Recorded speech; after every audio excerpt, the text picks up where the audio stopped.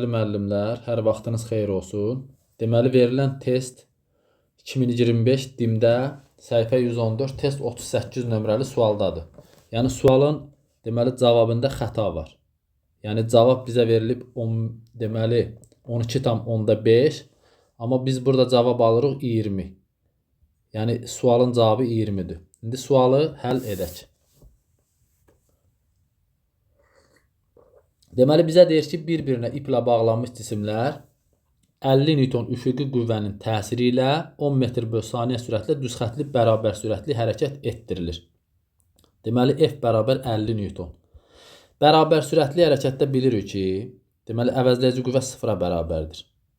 Yəni, sağa çəkən qüvvə sola çəkən qüvvəyə bərabərdir. Buradakı sürtünməni FC1 ilə, buradakı sürtünməni FC2 ilə işarə eləsək və FC1-i yazsaq, FC1 nədir? Nü. Özdə məsələdə deyir ki, hər iki cisimlə səth arasında sürtünmə əmsalı eynidir. Nü olacaq M1J. Bu eləyəcək 120 nü. Bu bursu da eləyəcək. Deməli, bu bursu da eləyəcək. FC2 bərabərdir. FC2 bərabərdir. Nü M2J. Buradan da qiyməti yerinə yazsaq olacaq 80 dənə nü. Deməli, bərabər sürətli hərəkət şərti necədir? Yəni, 50 nəyə bərabər olmalıdır? Həmin bu sürtünmə qüvvələrin cəminə. Yəni, deməli, 200 nüyə bərabər olmalıdır.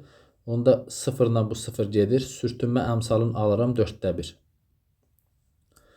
İndi bizə deyir ki, ip qırılarsa, birinci cisim dayanana qədər nə qədər yol gedir? Deməli, birinci cisimin dayanana qədər getdiyi yol necə olacaq? M V0 kvadrat böl 2F sürtünmə. Yəni, 2 nü MJ. Kütlələr ixtisar gedir burada. Olacaq V0 kvadrat böl 2 nü J. V0-ın yerinə yazacağım 10. 10'un kvadratı 100. Böl 2 vur 4də 1 vur 10.